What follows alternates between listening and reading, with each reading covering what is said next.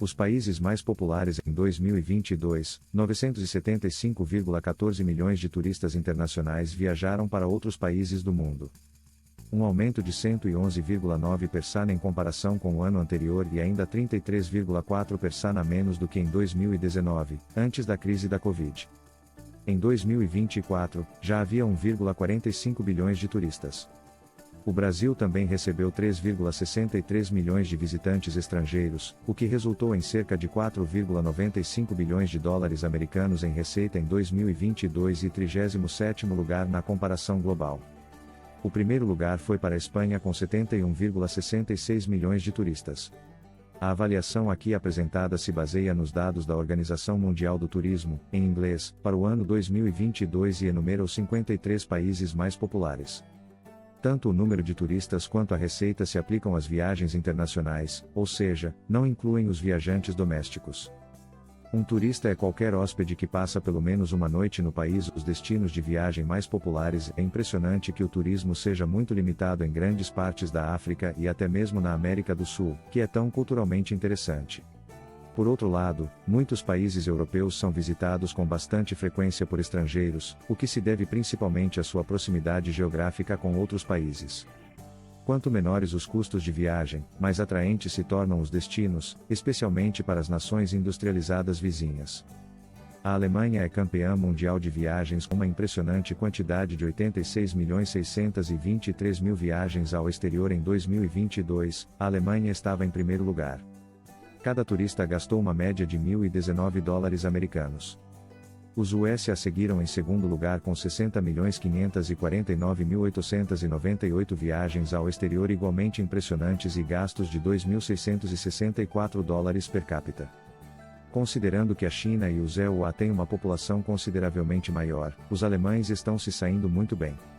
A propósito, a maioria de nós permanece na Europa durante nossas férias.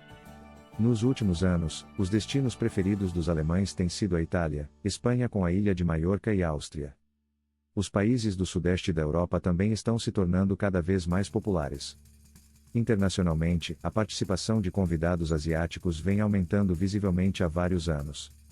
Acima de tudo, chineses, sul-coreanos e taiwaneses podem ser vistos em cada vez mais países, onde tradicionalmente são visitados muito mais países durante as férias do que é habitual para os alemães. Como na grande maioria dos casos as férias não são mais longas, o tempo gasto em destinos de férias individuais é encurtado. Ao mesmo tempo, as frequentes mudanças de localização também aumentam o custo médio por pessoa.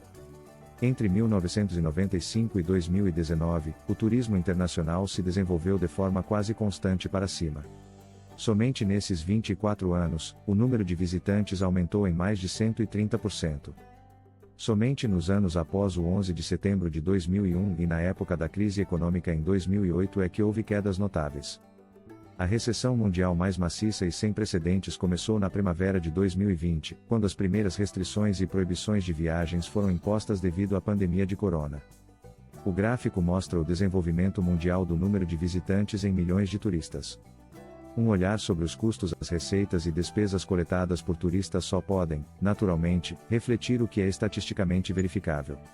Se um turista dirige pela Europa em uma autocaravana e sempre paga em dinheiro em euros, o euro é a moeda oficial em 26 países europeus, essas despesas dificilmente podem ser medidas. Tal viajante não é registrado em nenhum lugar e também as despesas só podem ser atribuídas a um país de origem se os pagamentos com cartão de crédito ou saques em dinheiro o permitirem. Os preços de transferência, como para os voos, também estão incluídos nos custos de viagem.